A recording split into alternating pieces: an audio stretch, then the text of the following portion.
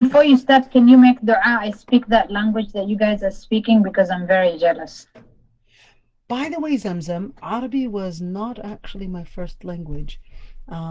So make dua, and believe it or not, what helped me in learning Arabic in the beginning were actually the cartoons. So we were watching cartoons, and cartoons were the way we learned Arabic. But then later, from the cartoons to the historical movies, like were the old historical movies like Film Risala and those. Then we learned the Arabic through that, and then we went to school. So may Allah subhanahu wa ta'ala give you the ability and the ilm of learning how to speak and even read and understand Arabic. Zamzam, Allah yahfadak ya Rabbi. All right, Amen. so here we go, you guys. We're gonna start actually in a two important, very important hadiths, and those two hadith, really number one, the 32nd hadith. It's called La darar wa la dirar, as simple as that. Right, that's the first hadith. The second hadith that we're going to do, which is the 33rd hadith, I'm just going to click it and you will see it. The second hadith is going to be لو يعطى الناس بدعواهم لادعى رجال أموال قوم ودماءهم ولكن البينة على المدعي واليمين على من أنكر. We're going to do that as well. So little by little, you guys, inshallah, and these two hadith are really important, especially if you are a person that is working to reconciliate between people or to understand even your rights. When you're talking about your rights, you always have to, your rights or even responsibilities, you have to put these certain boundaries. The certain boundaries, the first boundary is لا ضرر ولا ضرار. Let me start with عن أبي سعيد سعد بن مالك بن سنان الخدري رضي الله عنه أن رسول الله صلى الله عليه وسلم قال لا ضرر ولا ضرار. Simple. لا ضرر ولا ضرار. Very simple, straightforward, very simple words. حديث حسن رواه ابن ماجه دار قطني. All right. وغيرهما مسندا. Now I want you to look at this hadith. So we've got سعيد أبي سعيد سعد بن مالك. Now Sa'd ibn Malik, of course, one of those Sahaba that were from Al-Ansar, that were from Al-Khazraj. And when we talk about Sa'd ibn Malik, we're actually talking about one of the very important Sahaba who died in 74 Hijriya.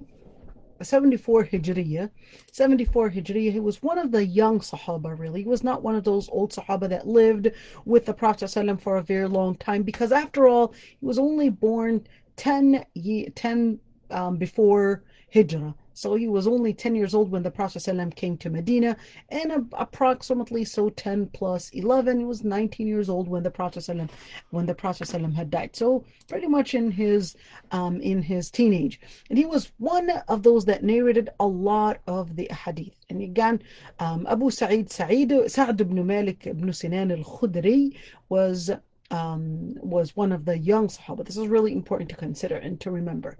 Abu Sa'id al-Khudri, or sorry, Abu Sa'id al-Khudri. Now remember, this Sahabi is different than the other Sahabi who was the chieftain of Al-Khazraj. All right, this is a different one.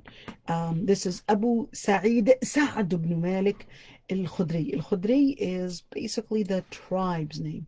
The tribe's name. And he was Abu Sa'id al-Khudri. He was again 10 years old when the Prophet ﷺ migrated to Medina. And Abu Sa'id al-Khudri, he was one of those Sahaba who was also there during the Battle of Al-Khandaq and the Battle of Bani al-Mustaliq, and other battles, and most importantly, Bay'at al-Ridwan. He was there, and he was buried in Al-Baqi'. And Abu Sa'id al-Khudri, when we're talking about Abu Sa'id al-Khudri, again, he was one of those Sahaba that narrated a lot of the hadith. He almost narrated almost 1,170 hadith. So 1,000, I'm going to write that down so you guys can memorize it, okay? So he narrated 1,170 hadith. So he narrated those many hadith. Of course, not all of them are authentic. Al-Bukhari and Muslim agreed on 43 hadith for him. So those 43 ahadith, and al-Bukhari alone 16 ahadith and 52 ahadith for Imam Muslim. So just a little bit about Abu Sa'id Sa'd ibn Malik ibn Sinan al-Khudri. One very important thing to mention is that this Sahabi, there were a number of different narrations that Imam Malik depended on. So let's see what he said. أن رسول الله صلى الله عليه وسلم قال لا ضرر not لا ضرر but لا ضرر ولا ضرار. What does that mean? لا ضرر, the word ضرر, you could see it's not الضرر, which means it's not specifying. لا ضرر, every single harm must be removed and eliminated. ولا ضرار, whether harm on yourself or even harming others, all of it must be eliminated. Now, when we're talking about eliminating harm, it's really important to mention a few things here. This hadith, by the way, is not the most authentic hadith. Okay, let's just keep that in mind. But here, this is actually just to tell us. You could see hadithun hasan rawah ibn Majah. All right, so when we look at hadithun hasan rawah ibn Majah, it's really important to mention that this particular hadith, there are many scholars that did not consider it authentic, but pretty much all the scholars of fiqh would actually consider that as one of the most important legal maxims in Islam. In fact, لا ضرر or إزالة الضرر or الضرر يزال, in other words, eliminating harm, is actually considered one of the 5 legal maxims in Islam. One of the 5 legal maxims in Islam, which would actually mean when we're talking about the basis of rights and human rights and our responsibilities and rights in Islam, we're talking about 5 different things that are considered the base of understanding what is legal and what is not legal or illegal in Islam. So if we're actually going to be counting those, let's just look at those qawaid just really fast so we can see where we're at. All right, and when we're talking about the first one, al-umuru bimaqasidiha. All right, al-umuru bimaqasidiha, which means that all the different things, they're actually based on the intentions. In other words, your action is one side, but your intention is a lot of times going to be that place that is going to determine whether your action is right or not. So again, that action is going to determine if that action is right or not, and then we're going to be considering the intention as the place, which is why every single book of fiqh, and even the sunan, when we're looking at, let me use the word sunan. So the word sunan would basically talk about all the different books of hadith that are compiled based on the hadith that relate to human action. All right, those would be called the sunan. So when we look at Sunan Abi Dawud, Sunan al-Nasa'i, why is it called sunan? It's not talking about that this is their sunnah, or this is their habit, or this is their route, but this is talking about that all the different. I'm going to ask you guys this question. I'm going to see how many people will memorize this, okay? So when we say Sunan al-Bayhaqi or we say Sunan ibn Majah, we're actually talking about certain books that compiled the hadith based on human action. Based on human action would mean it would start with Kitab al-Tahara. It would start with Kitab al-Tahara, and then it would talk about Salah, it would talk about Zakah, it would talk about Siyam, it would talk about Hajj, etc.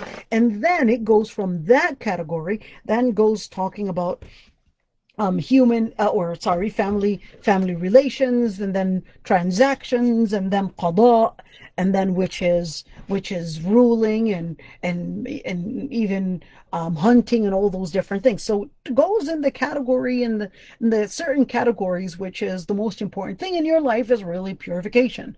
Then the salah, which is the second most important human action, and then it goes into these categories. So the book Sunan will go into talking about that order and those ahadith, and it will narrate all those ahadith that relate to those things in that order. Now, the other legal maxim in Islam, which is اليقين لا يزول بالشك. اليقين لا يزول بالشك. I'm going to write it down. I'm going to write it down. اليقين لا يزول. All right. بالشك. What does that mean? اليقين لا يزول بالشك.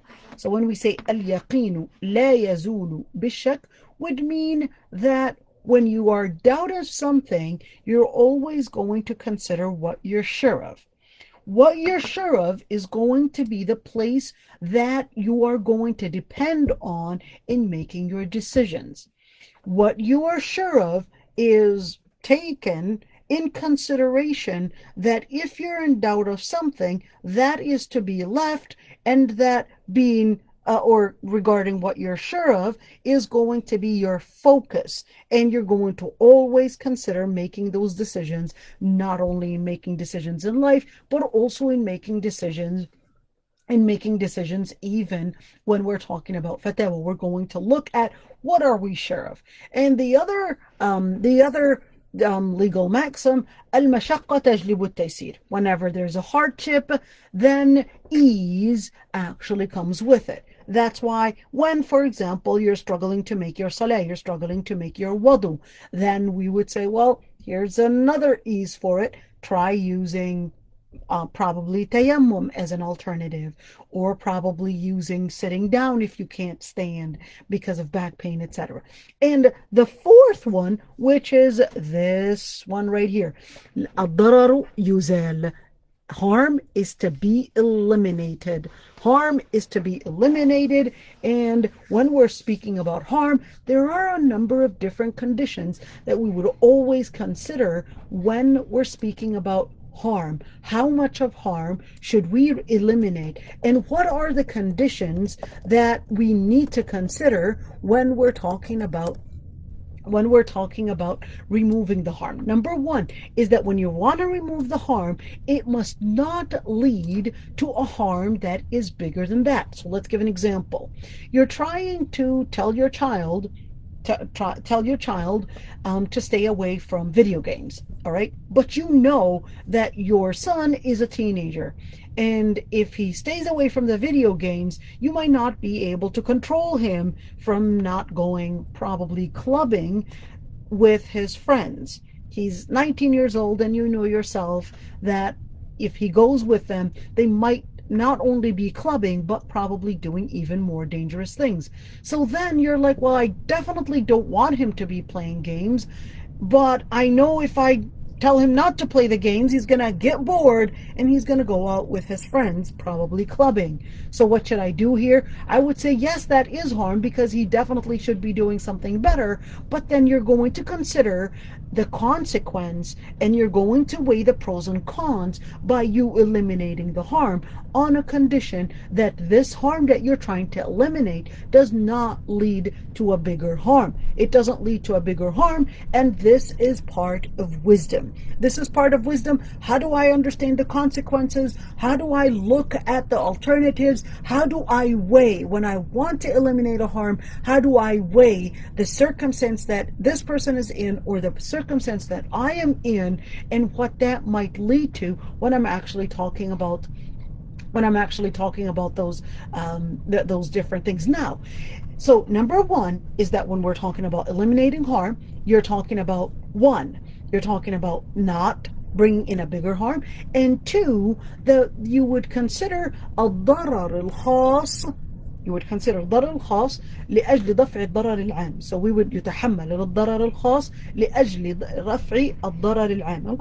What I'm gonna do here, I'm gonna actually put a white screen. So bear with me, everyone, because I want you guys to, oh, you know what? Let me, instead of putting a white screen, actually get Microsoft Word, so everybody could actually see those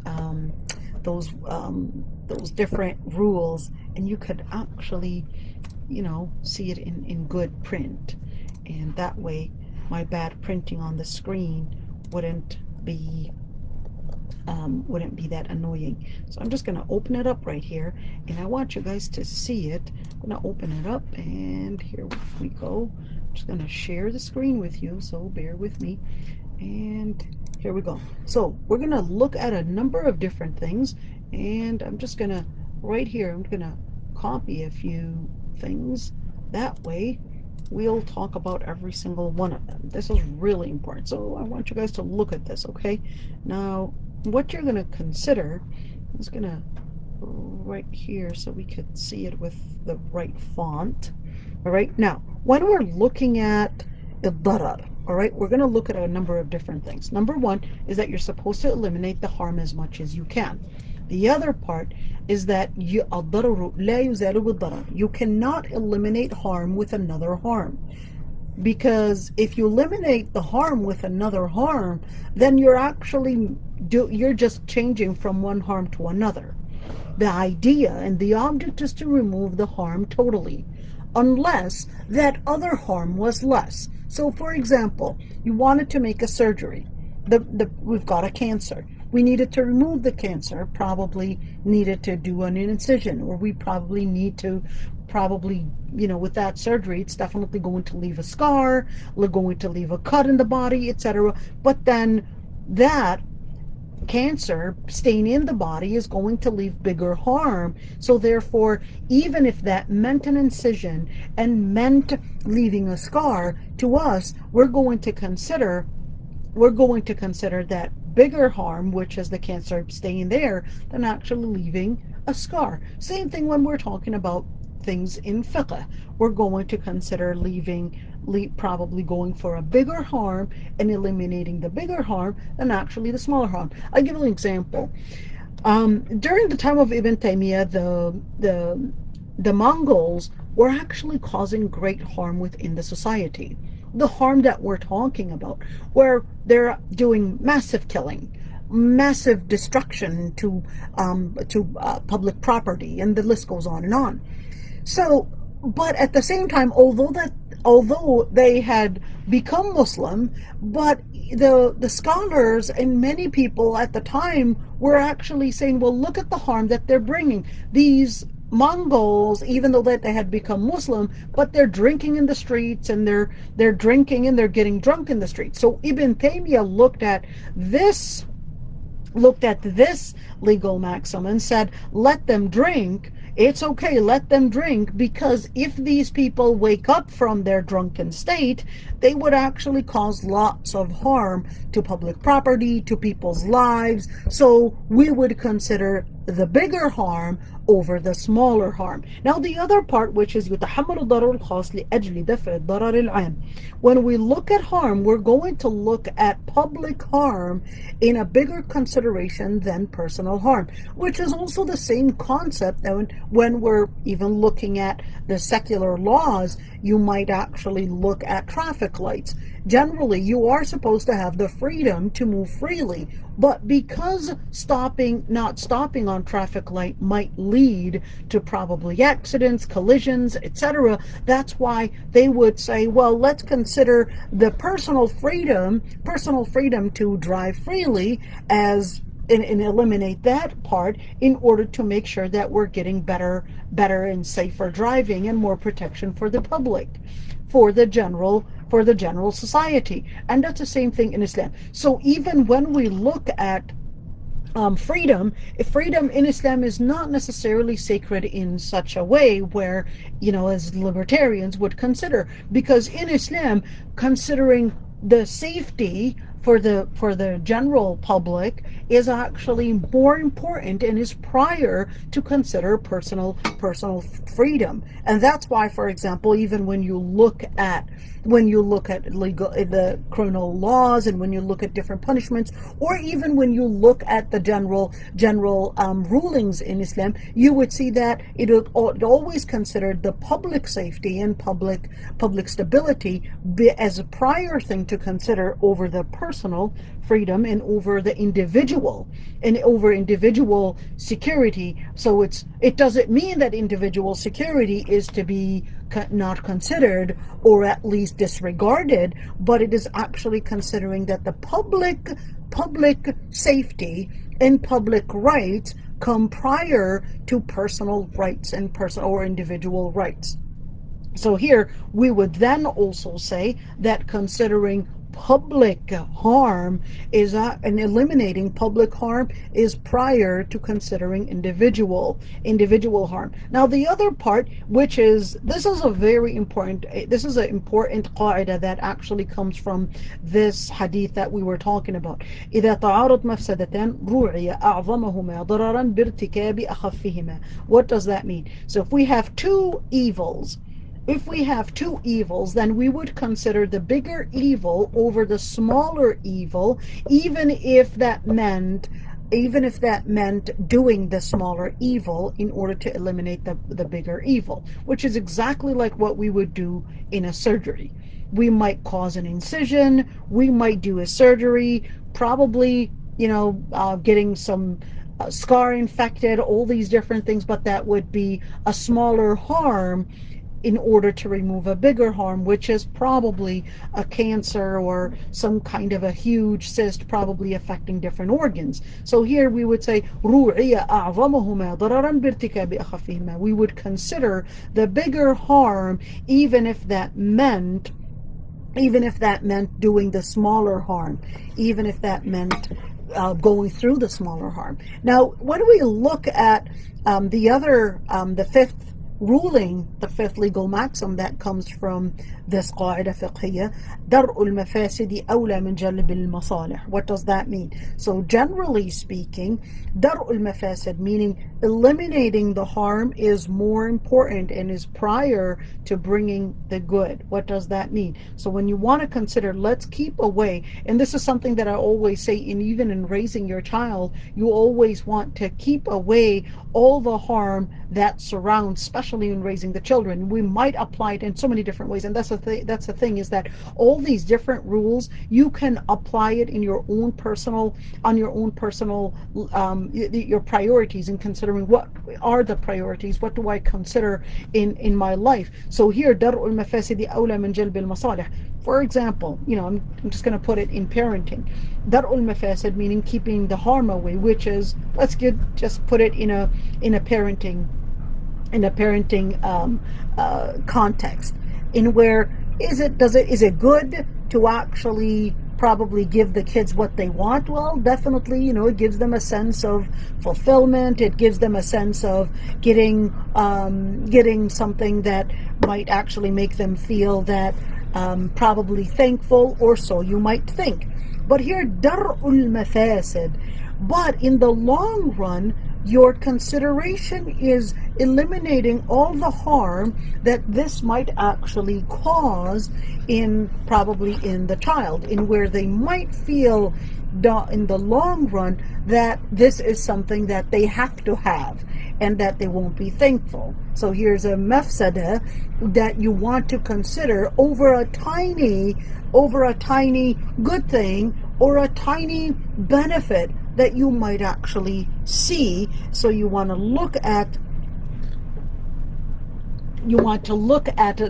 the harm and consider the harm over the benefit, and weighing things. You want to first look at all the harms before you look at, well, what good will I have? And this is really important. What good will I get out of this? Consider first the harm, look into the harm, eliminate the harm, and then you want to look at what will I get? Same thing, everything in life. Before you jump onto, well, this is the benefit that I will be getting, you always want to consider, well, what harm might I be eliminating, or what should I consider first? Consider removing the harm before you even before considering looking at the benefit that you might get. Now I'm going to share another screen right here.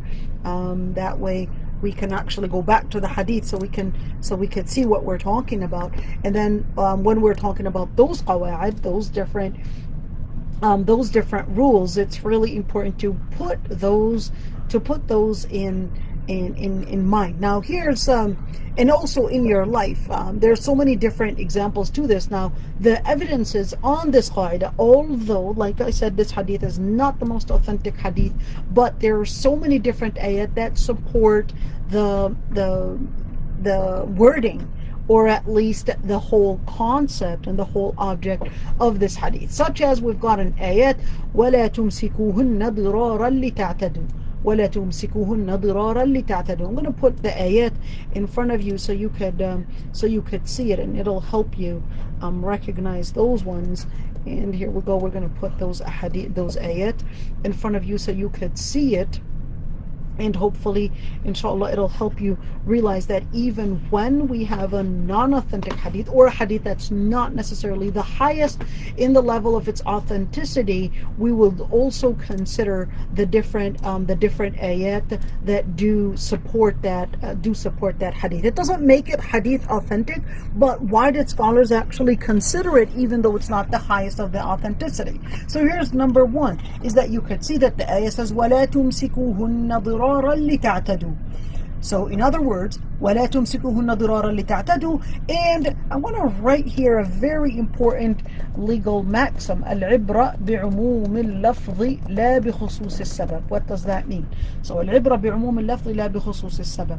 So we would look at the wording. We would look at the wording within that text. And then we would consider not necessarily the context it was revealed in, but we would also look at bi'umum al-lafz, the general wording of that text. So here, وَلَا تُمْسِكُوهُنَّ ضِرَارًا لِتَعْتَدُوا. So the ayah says, speaking about divorce and speaking about marriage, when there is so many tensions in there, وَلَا تُمْسِكُوهُنَّ ضِرَارًا لِتَعْتَدُوا. Allah subhanahu wa ta'ala says, and don't keep your wives for the sake of harm and then cause lots of transgression. In other words, to cause transgression. In other words, if you don't want to be with this wife, well, just give her the right to live a free life.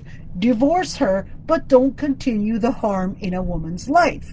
And that's the same thing. In where this is telling me that the whole object in Islam, as part of people's rights and understanding people's rights, is eliminating harm. Just like the ayah was saying, well, don't keep those women for the sake of harming them. In other words, what Islam wanted to eliminate is harm. وَلَا تُضَرُّهُنَّ لِتُضَيِّقُوا عَلَيْهِنْ is another ayah in where Allah subhanahu wa ta'ala says, and do not harm them to make their life harder and to make their life a burden. And this is really important. Subhanallah, there, and I want to, it's really amazing how all those ayat that were speaking about harm were really talking about women's life.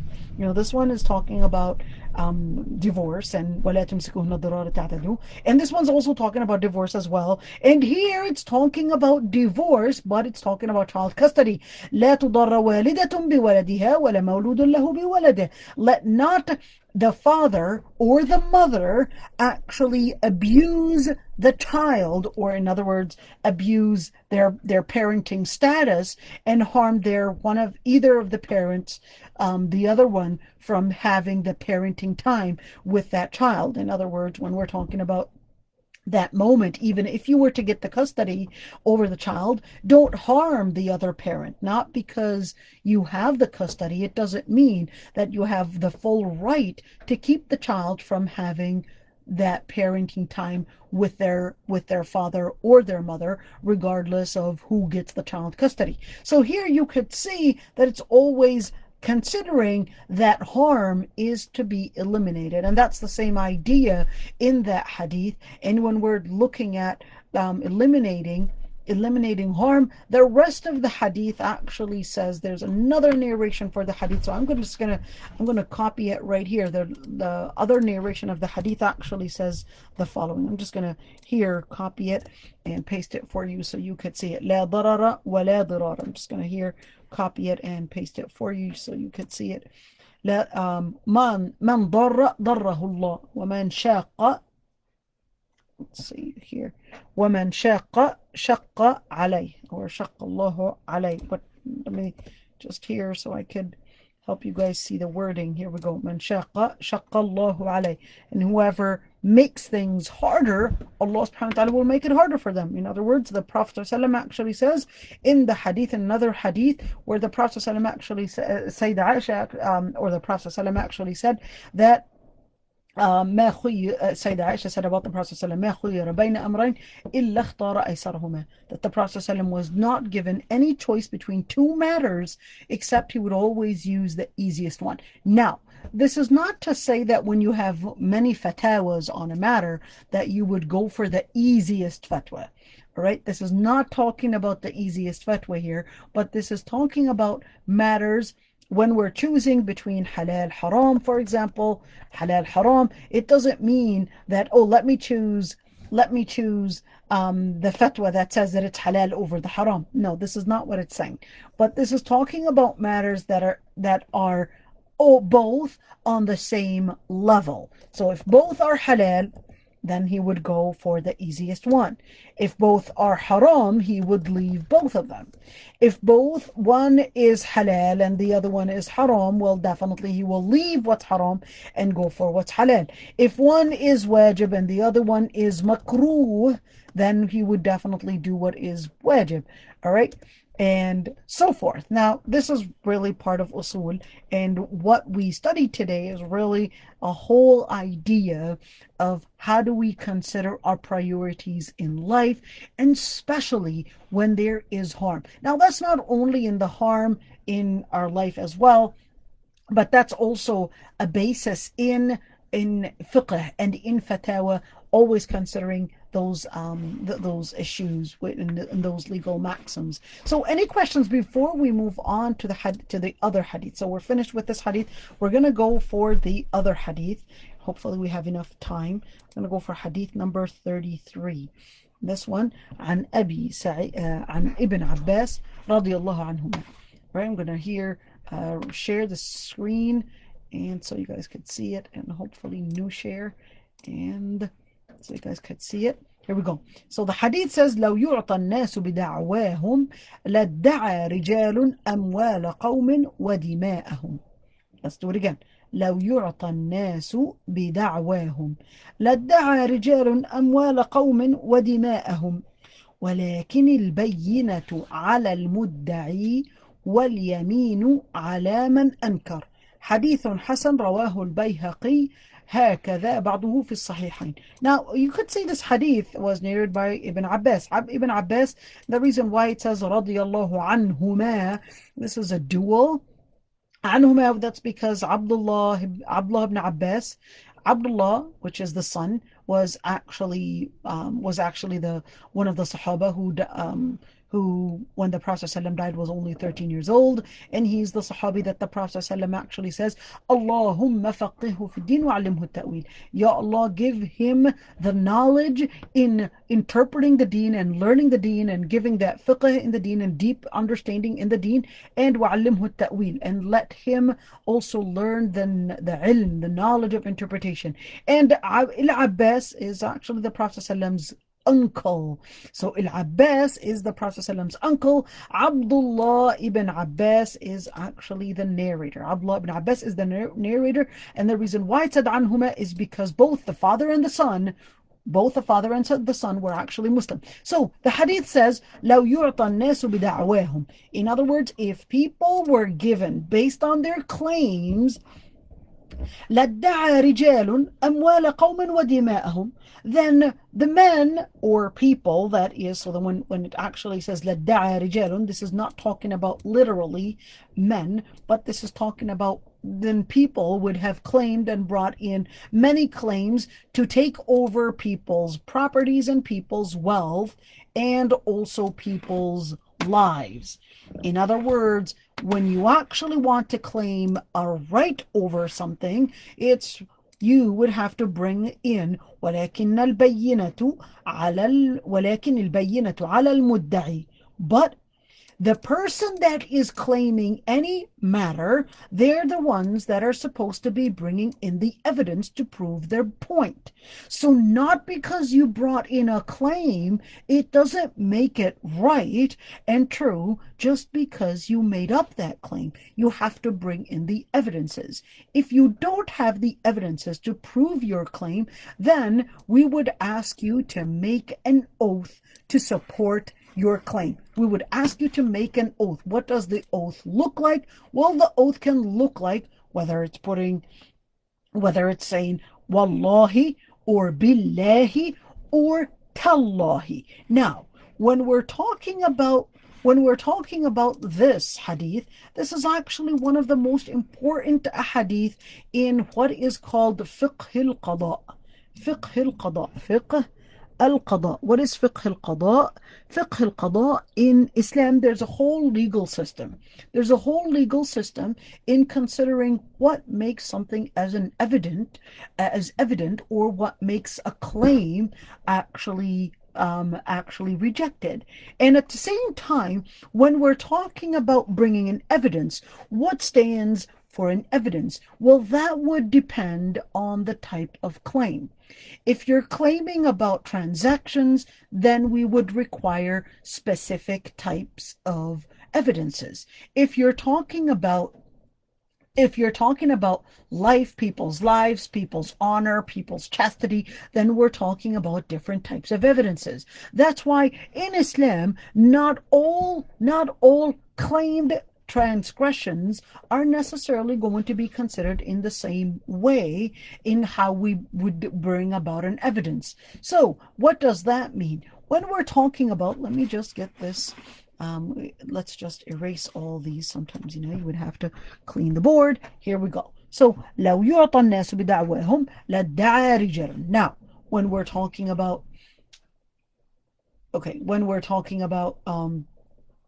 لو يعطى الناس بدعواهم, in where everyone is innocent until proven guilty.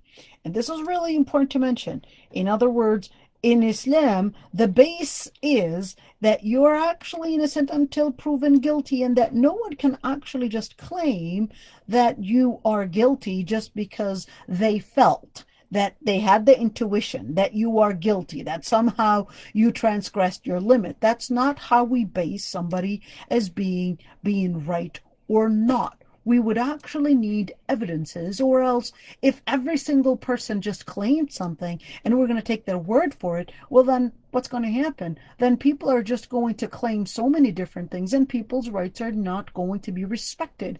Respecting people's rights is actually part of not only in respecting people's rights, or even evidences is not only in people's rights, but that's also in the faith as well, where Allah subhanahu wa ta'ala says, هاتوا برهانكم, bring your evidences, or واستشهدوا شهيدين من رجالكم, in where the ayah actually says, and bring about 2 witnesses. So having witnesses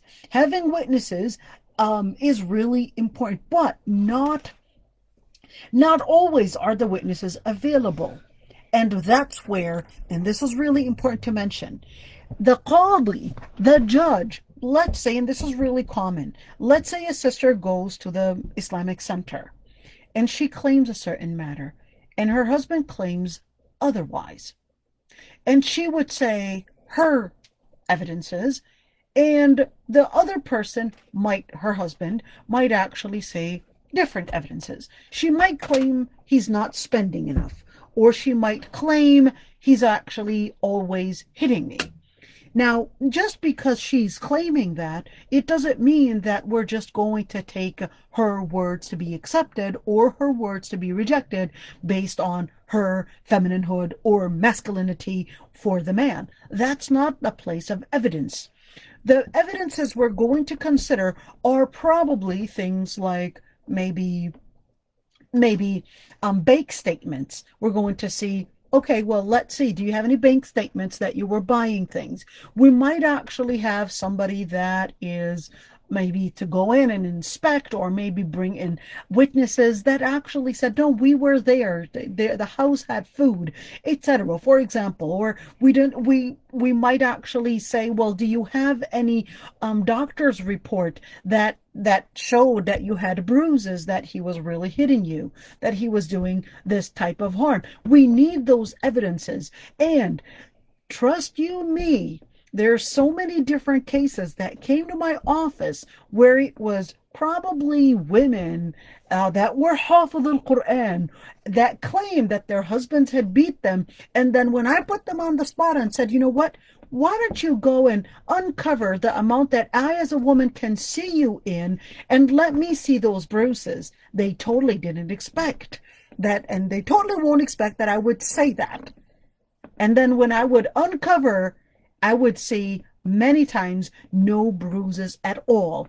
Not because you trust that person. You can't necessarily judge based on your knowledge about that person, that, yeah, I trust what they're saying. They're really honest people. They're really trustworthy. You can't use your own justification, your own judgment, or your own knowledge about a person that yeah, I trust them. They're honest. They're my best friends. You can't use that as an evidence to prove that the other person is really a criminal or a transgressor, the least to say. Now, when we look at al-bayna, now this is really simple. If people were going to claim, just, because of their claim that we're going to take it, then people would actually claim other people's wealth and other people's lives. In other words, we'll probably just end up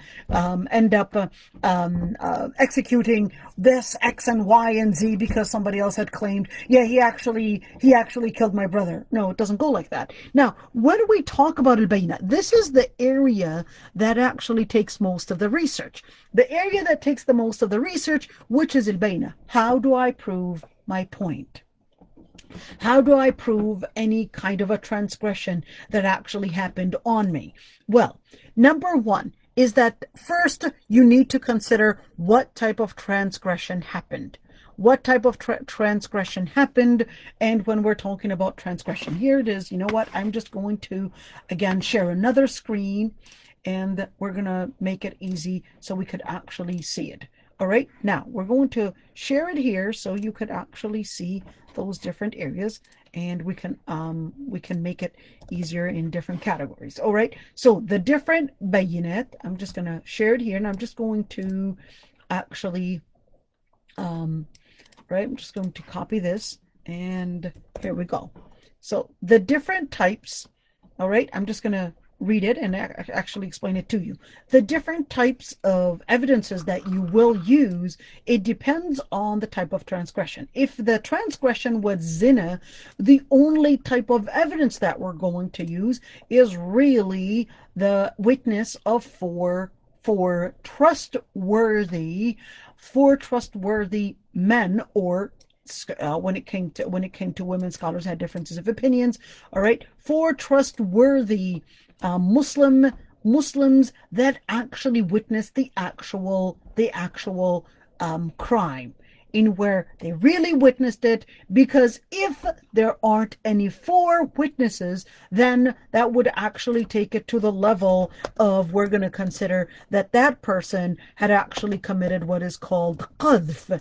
Qadhf simply means you're accusing somebody of committing adultery or fornication, but you don't have the evidence to prove it. Now, when we're talking about qadhf, we're actually talking about whether it could be a word or it can be insinuating something. In other words, the person is here giving and hinting. So the person might be saying, hey, I saw you the other day. Remember when you were sitting in that club and you were sitting next to Molly, for example? And the person's like, Molly? So who's Molly and what are you talking about? And just by claiming that and not bringing any evidence, that would actually mean you're accusing this person that he has a girlfriend, and his girlfriend's name is Molly. So that would be qadhf. All right. Now let's go for the other part, which is al-hudud. Al-hudud, there are certain crimes that relate to either people's lives or It could be also people's property. All right. So this is more in criminal law. In criminal law, if there is a transgression against people's lives or people's chastity or people's property, then again, how do we actually base it? So in Islam, in order to consider, here we go, DNAIM again, remember that. So in Islam, when we're talking about criminal law, we're actually looking at these 5 things again. The criminal law in Islam, the first one, which is leaving Islam. Leaving Islam, that's crime number 1. DN, which is killing somebody. And killing somebody, in other words, killing whether it's one person or multiple people, then that's considered as killing and attacking somebody's life.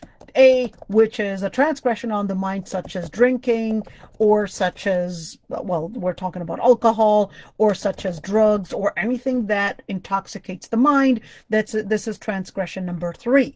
And transgression number 4, which is al-ird, which would mean things like rape or things like zina or incest and its different forms. Anything outside of wedlock, anything outside of marriage between the husband and the wife is actually considered a crime, and therefore this would be considered that those crimes that Allah subhanahu wa ta'ala had put certain limits or certain let's say punishments for it. Now the other part, which is when somebody's wealth or somebody transgresses against people's property, whether it's public property or personal individual property, that's considered transgressing the limit, which in Islam considers as the main legal maxims to people's individual rights or even public rights, and therefore any transgression on those is what defines crime in Islam. All right. So if somebody wants to define what is a crime in Islam, simple. It's actually transgressing the limit on people's religiosity, people's lives, people's minds, people's chastity, and people's property. Now, how do we understand when we talk about a transgression? How do we understand why there were certain punishments? How do we understand people? Isn't it against human rights to actually let's say cut or amputate somebody's hand just because they had transgressed against somebody's property? So there are a number of responses to this. Number 1 is that when we speak about understanding human rights, who defines human rights? Who defines when an individual right is considered as sacred and when is public rights considered sacred? And that's why in Islam, once these things, and this is really important, once these things become public, that's when the qadi or the imam, we're talking about imam, we're not talking about an imam in the masjid here, but we're talking about a government. That's when the government will actually take the stance because these things have gone public. So let's say somebody commits zina with another person. As long as it's private, nobody knows about it, we're not going to run after people's doors and making sure that they're doing the right thing. Then as long as it's not public matter yet, we would just let that be personal and let them take their path in repenting to Allah subhanahu wa ta'ala. Same thing. Let's say somebody stole your property. Somebody went into your home, stole your laptop, some lots of very important items, and you decided that you caught that person. You decided, you know what? Looks like this person is, he came up to you. I stole all these items. Do I have to report them? You don't have to report them.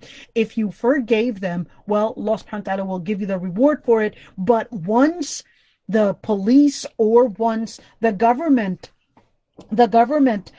takes the case, then the government then takes over and actually applies the different punishment, because then it became a public issue. It became a public case, and it's not anymore an individual case. So even if you say, well, I'm okay, yeah, he killed my brother, but I'm okay with it. Once it goes to, well, killing actually is a different story. So let me leave it on that property part. If, let's say, they stole from you and then once it reached the government, you can't just say, well, it's okay, I forgave him. Then the government is going to say, well, yeah, thank you for forgiving him, but right now we put in lots of effort. This became the government and the judge's responsibility, or the judge's right to actually consider the case or dismiss the case, or consider on what trial and what he wants to trial that person for. Now, that's the same thing when we're talking about any of these transgressions. We're actually going to consider what type of evidence. So the type of evidence that we're going to consider, let's say, leaving Islam, all right? For if a woman leaves the religion of Islam, she's not to be killed. In Islam, she's not to be killed. But if the man leaves the religion of Islam, they will do what is called al-istitaba. What is al-istitaba? Al-istitaba means that there will be scholars that will, help him misunderstand, or help him understand the misconceptions that he fell into, and clarify the different matters. And there are some scholars that went farther and said not necessarily to be killed, but only if this person is promoting his thoughts, is promoting and confusing the masses and spreading his misinformation and misconception. In other words, he's actually harming the main idea that this country is based on. Well, that's not only in Islam, but that's the same thing with all the governments.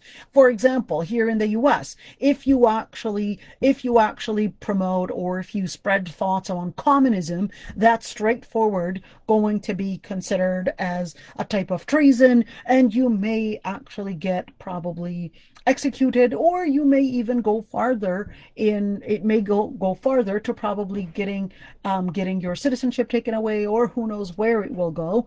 But in the end, is that why? Because the country is based on capitalism, and communism is not at all considered as something that is acceptable for the philosophy that this country is based on. Same thing if you were, for example, to call for a country based on probably, theocracy, then they're going to say, well, you're here standing against what the country stands for. But if you're actually just an individual and not really promoting your ideas, the country might not even consider you, even if you might probably carry arms, as long as you're not really doing anything. That's when they won't really consider anything. But if you are really practicing something where you're promoting ideas, you're probably planning to assassinate the president, or probably promoting the ideas that will go against the foundation of the country, or the foundation of what the state is. And here, of course, in Islam, the foundation of the country is really based on La ilaha illallah. So leaving Islam and promoting ideas that are against what the Muslim country is founded on is actually considered straightforward treason. And that's why Islam will consider it as a threat to the foundation of what that country is based on. And that's why Allah subhanahu wa ta'ala, or the Prophet ﷺ also in the hadith, that whoever leaves mufaraqat al-jama'ah actually is the capital punishment for leaving the deen. But that's not you and I to implement, that's the government. Now, at the same time, when we're talking about killing, it depends if the killing was using some type of a weapon. So we've got different types of killing. We've got, which is called al-qatl al-amd and qatl shibh al-amd, all right, and qatl al-khata. What does that mean? What are the differences between these three? So when we're talking about killing, we're talking about whether the person killed the person with determination. In other words, a first-degree crime. The person actually planned. The person actually, did it with determination. The purpose. There was a purpose. There was an intention to kill. This is capital punishment. All right, but there are different things on whether if the family forgives, or whether the family forgives the person that killed. If the family forgives the person that killed, then that's something that we would consider, and we may actually let that person that person killed. But when we're talking about shibh al-amd, this is, well, it didn't really intend to kill, but it was by mistake. There was a disagreement, and the person didn't really intend to kill. He had a rock in his hand. He thought he was just going to throw the rock at him. He thought that that rock that he threw was just going to stop him from running far, etc. The rock instead of hitting his leg, it actually hit right in the middle of his head, and boom, this person ends up getting killed. He didn't really mean it, and he actually, he used a rock. He didn't really use a knife. He used a rock, and he didn't use a gun. And there's a difference. We'll consider the tools that were used. We'll consider the circumstances that surrounded that crime in order to judge whether this was intentional or whether it wasn't intentional. The third type, which is by mistake. By mistake, that's not. There is a diya right here. This is really important to mention, that there is the blood money that they have to still pay. For this one, the blood money is to be paid by the transgressor. In other words, the person that actually killed. For the diya for this situation, the diya or the blood money is to actually be paid by the family. So the family would all they would all work out together in order to pay and help their family member pay off the blood money for the other family's loss. All right, now the other part, which is al-khata, which is killing by mistake. All right, when we're talking about killing by mistake, all right, killing by mistake, we're actually, here, I'm just going to write it like that. Killing by mistake, in where the person didn't really intend to kill. The person, he wanted to reverse the car. Instead, he hits an accelerator, gets the gas, boom, it kills the person right in front of him. He was really thinking that he was going to go reverse the car. Instead, hits the wrong pedal, and here it is. Now, what happens in this situation? This person is not to be killed, but they'll still have to do the blood money and actually compensate the family for the loss of the loss of their family member. Now, for the drinking, let's go for the drinking part and drugs. Drugs, I put here drugs. Okay, for the drugs and the drinking. For this one, scholars actually had differences of opinions on whether this is a had or whether this is a ta'zir. Okay, I'm just going to stay with the majority opinion is that it's ta'zir. What does that mean? So the difference between the word ta'zir and hudud in criminal law actually means, in criminal law, we're actually talking about that it's an assigned, and it's a fixed number. It's a fixed number of punishments. It's a fixed way of punishment. All right, fixed way of punishment, and you can't really play around with it. But the ta'zir is different, because that is left for the judge to determine on what the punishment should look like. So the punishment can range from, well, scholars have different opinions of whether it can include execution or not. Most scholars is that it can't include execution, but it can include from flogging to probably imprisonment, or whether community service, cleaning the roads and stuff like that, or probably pay a fine. All those different things, it's just different things. And even when it came to flogging, how many flogs? Can it go beyond 40? Can it go beyond 80? Or is there an unlimited number? And it's really important to mention that the flogging in Islam is not the way that you would see it on the movie Aladdin, and where the guy's like, yeah, let's get that whipping stick and boom, and raise his hands and start beating the guy that way, or the woman that way. No, it's actually not like that. Flogging, there are certain conditions on what is used for that whipping. For whipping that person or flogging that person. It must not have any it must not have any nails in it. It must not, you know, it must not hit on the groin area, the neck area, the head area. It must not hit those areas. And the person that is flogging must not raise his hand. So it's really a flog that doesn't raise, where the arms are not raised, because we don't want to harm the body, but we want to make sure that that person, it's a lesson for the public, and it's also a lesson for the person. And here's the thing, is that as human beings, we tend to learn more when our bodies are feeling the pain than actually eliminating and just setting those people inside a prison or a cell.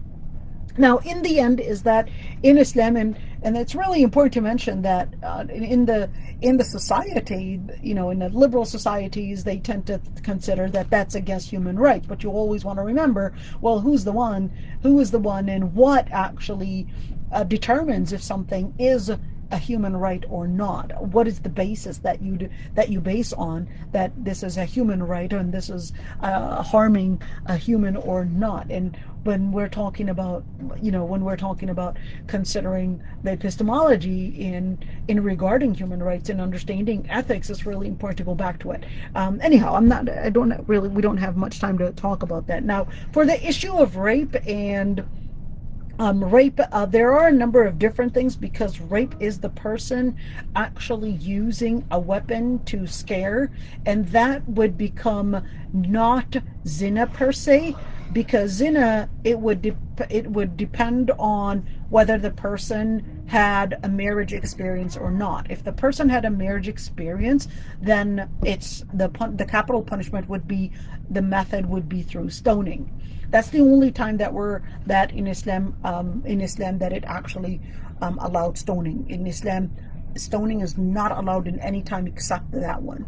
And by the way, it's really important to mention that stoning was something that was prescribed even in the Old Testament. In fact, in the Old Testament, it prescribed it for almost 18 different cases. But in Islam, when we're talking about rape, that's a totally different punishment than actually speaking about zina. In other words, consensual sexual relations outside of wedlock, whether that consensual sexual relationship was with a relative, meaning a relative that is a brother or sister, etc., or whether that was with someone else. Then we're talking about a different ruling for each and every single one of them. Why are we getting into this? Well, the reason why I'm going into this and actually explain to this is that when we're talking about the evidences, we're talking about the crime. What type of crime are we claiming here, and what type of evidences do we really need? And that's something that's taking me into when we've got the Me Too movement that went out and thought and actually claimed that just because she's a woman, that we would just have to believe her just because she's a woman. And if she wants to claim that somebody had attacked her, we just have to accept what she says because she's practically a woman. Well, not the case in Islam. You have to bring your evidence to that, because everyone is innocent until proven guilty. If in fact you are going to claim that somebody had attacked you or took your stuff or etc., you spreading those rumors, and if you did not bring any evidences, you will be held accountable for ruining somebody's reputation. So you either bring your evidences to the judge, to court, or you can't spread rumors on somebody, and then you will be trialed for ruining somebody's reputation.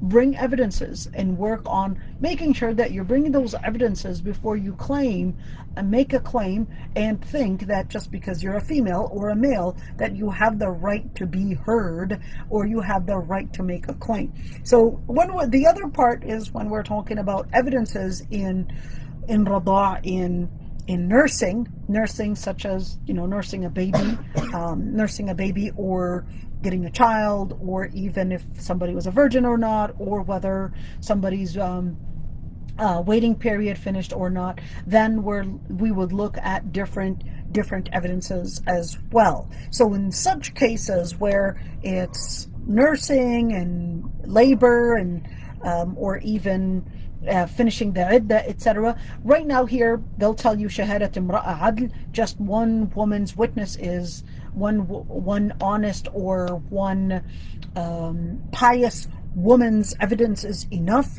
or one pious woman's witness is enough. But in our times, we would actually base it on using other what is actually called qara'in, and that would mean other resources to support the claim. We might use doctor's report and OB's report. We might use cameras. It depends on the case. So cameras, voice messages, as long as these cannot be forged, that's when we can consider those evidences as tools that we can use in order to trial a certain case. So that's when each and every single one of these is to be considered as something that we may use as supporting evidences to bring about a final decision on whether this claim does support or is supported by the evidences or not. Now, it's really important to keep in mind is that when we're talking about a claim and witness, so witnesses, the witnesses, they have to actually have reached the age of puberty, and they have to be mentally aware, and they have to be able to describe what they are witnessing. Or at least if we would have somebody that is deaf, is capable of understanding, or we might use, even if it's a blind person, we might use probably what they heard, or etc. We could use those as evidences. It depends on the case. So the judge will determine whether that is a strong enough evidence to prove something or not. The other part, which is Islam, so in situations we might actually use a non-Muslim evidence. It depends on the situation. So we might use a doctor's report regardless of whether that person is Muslim or not. And the other part is al-adala, that they have to be trustworthy. In other words, if this person has a case of probably qadf, of probably claiming or accusing others of committing crimes, or they have a history of lying, then we're not going to use their witness as evidence, because they have a history of showing that they can't be trusted in being witnesses. Now, the other part, if the person is not capable of bringing in evidence, all right? If the person is not capable of bringing in evidence, but they really are sure, they said, I don't know how to, I gave my sister this much money and she took the money. So we would say, do you have any witnesses? Did you write a paper, a document that you gave her the money? And you said, no, she's my sister. I didn't have any cameras. I'm not going to install any cameras on my sister. And, I just gave her $400 and I didn't think that I would need to write it down. I don't have any evidence. So that's when we'll use the other part, and we would say, well, we need you to do the yameen. What is the yameen? Say wallahi, and that by Allah, and Allah is your witness, that you really gave your sister $400. So she can actually claim that, and she can actually make the yameen, and then the qadi will look into that and either ask her sister to pay the $400, or will probably figure out on how, based on the evidences, based on the different things, will actually either be convinced or not. But in the end, is that the Prophet ﷺ, and this is really important, that even the Prophet ﷺ had actually said, I may judge based on what I hear. So if I rule for somebody a certain matter that they don't have the right to get, let them return it to their brother, Muslim brother or sister, because I would rule based on what I hear. And Allah subhanahu wa ta'ala, of course, Allah subhanahu wa ta'ala knows what happened, but the Prophet ﷺ is a human. He doesn't necessarily know all the details on all the different matters. So, and that's why it's left for the person to, and people's integrity, to actually give or to give people's rights, and not claim other people's matters as to them. Now, this is called al-yamin. And there's so many different rules, but I would like to talk up further about the yamin part, because there are three different types of yamin. Not because somebody said wallahi, we're not necessarily going to say that this person is necessarily right.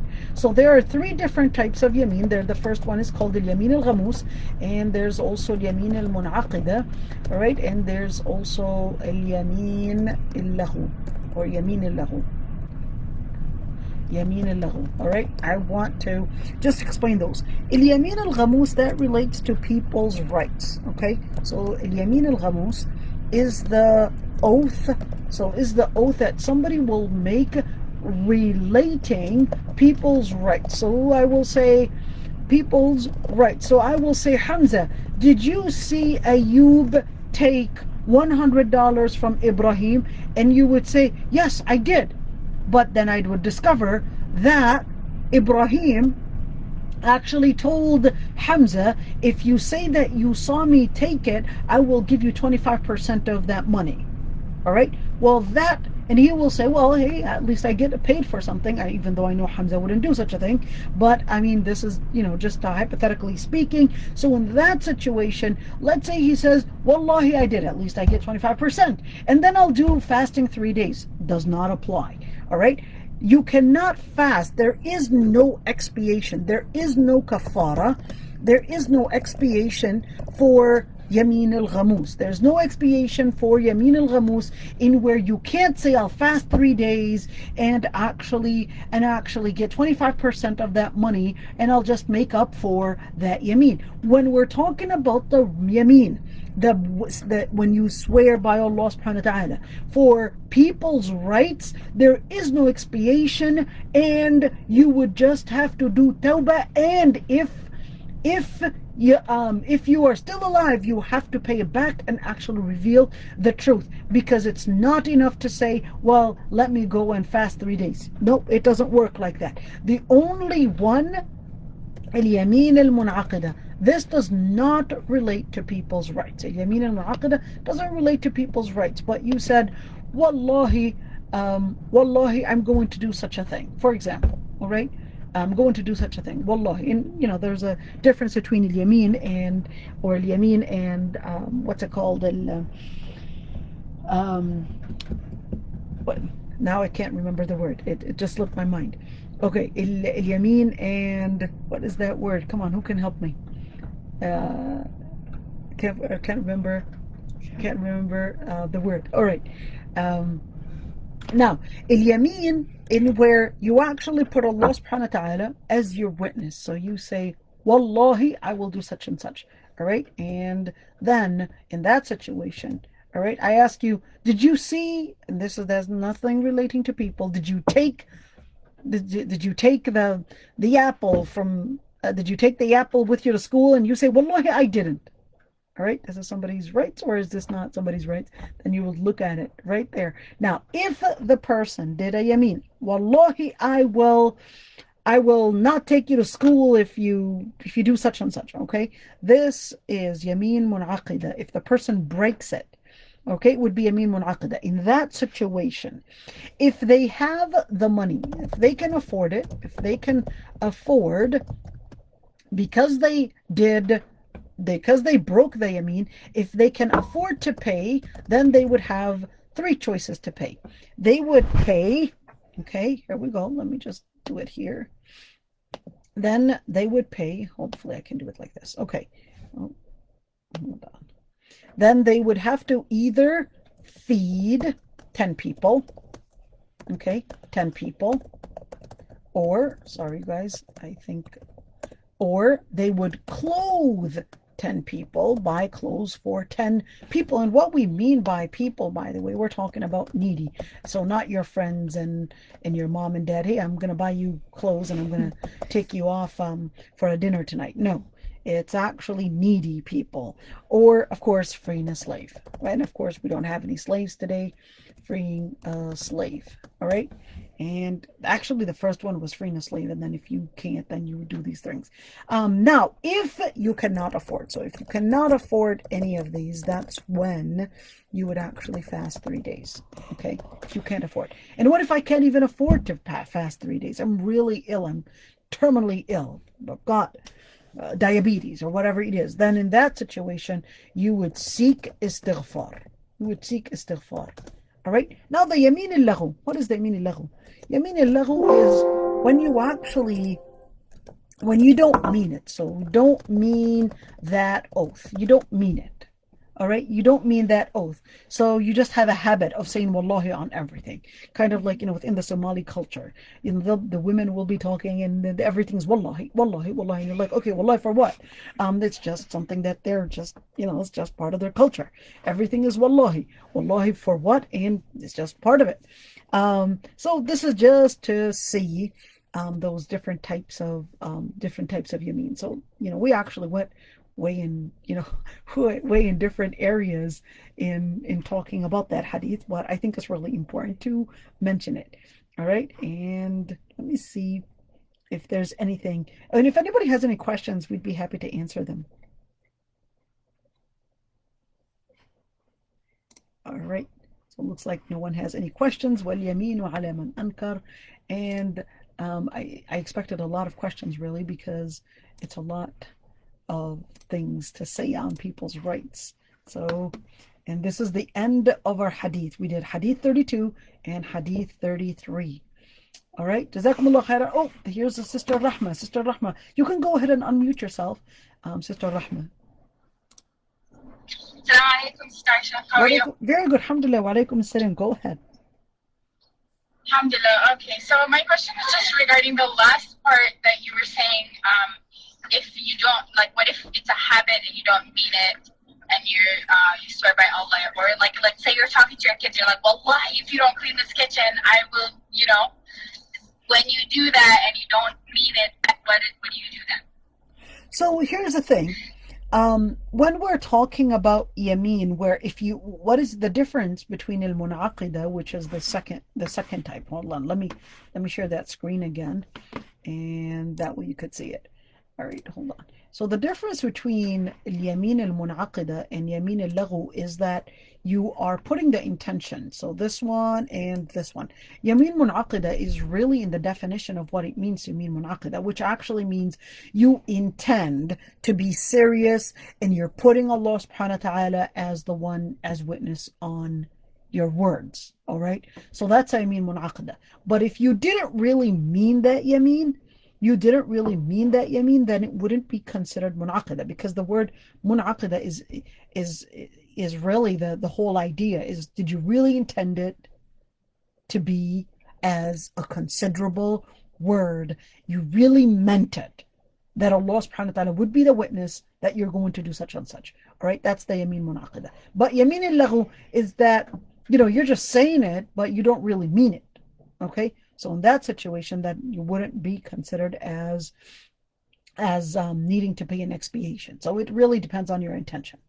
All right, but you want to keep, you want to keep your children also respecting the yamin. So you want to make sure that they understand that when I really say wallahi, I really mean it, and it's not a word to joke around with. You put Allah subhanahu wa ta'ala as your witness.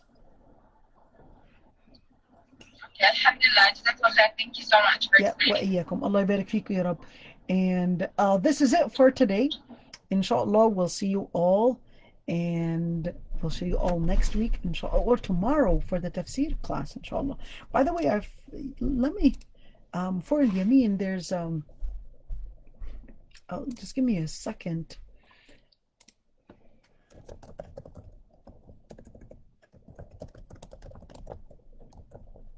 Another, here we go. Another, I just wanted, another is different than al-yamin, because another, which is an oath as well, when we're talking about another, is different than yamin, because another also has different types in where you are You're here putting Allah subhanahu wa ta'ala as your witness. So you're saying, by Allah, for example, this is one type of yameen, this is one type of nadr, this is not all the nadr. If my son graduates from high school, I will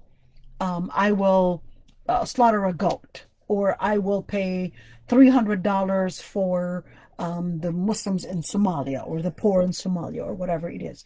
All right, this is in nadr, and not all in nadr is actually in that way, because you could say, by Allah, I am going to read one juz every single day. This is nadr, this is not yameen. All right. And the Prophet ﷺ, I would like to say one hadith, which is really important. Let's say you made an oath and you were like, because my sister did this to me, wallahi, I'm never going to go to her house again. All right, the Prophet ﷺ actually says, Man halafa ala, I'm going to write down the hadith, Man halafa ala yaminin fara'a ghayraha khayran minha فليأتي الذي هو خير وليكفر عن يمينه. Now this is really important, is that whoever makes a yameen on a matter, and then من حلف على فرأى غيرها خيرا منها فليأتي الذي هو خير. You saw a different matter that was actually better than what you had made an oath on, then do what is good. وَلْيُكَفِّرْ عَنْ يَمِينِهِ, and then pay the expiation. So not because you made a yameen, that's why Allah subhanahu wa ta'ala says, وَلَا تَجْعَلُوهَا عُرْضَةً لِأَيْمَانِكُمْ, and do not let the name of Allah subhanahu wa ta'ala be a barrier between you and doing what is right. So not because you made an oath, it doesn't mean that, I made an oath that I won't do it and that's it, even though you are seeing that you had regret that oath. So in that situation, you regret making the oath, that in that situation, do what is right. Do what is right, and don't let the name of Allah subhanahu wa ta'ala be the barrier between you and doing what is right. And pay off the expiation or the kafara for that particular, for breaking that yameen. And that's basically it. Jazakumullah khairan, everyone, and assalamu alaikum wa rahmatullahi wa barakatuh, and see you tomorrow. Alaikum salam. Allah yahmiki ya.